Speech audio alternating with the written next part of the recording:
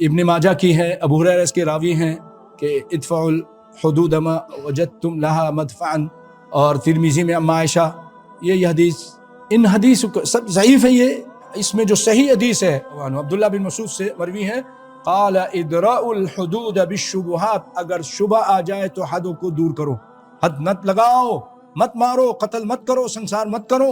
ادفعوا القتل عن المسلمین ما استطعتم، قتل کو مسلمانوں سے دور کرو جتنا ہو سکتا ہے۔ رواہ ابن حزم عن عمر موقوفا، قال الحافظ اسنادہ صحیح، یہ ہے صحیح روایت۔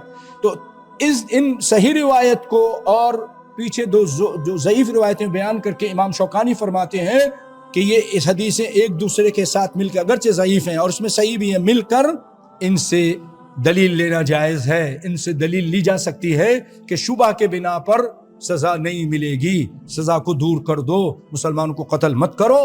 اب اس کے کیا کتنی شبہات کسی نے دیکھا اپنے آنکھوں سے؟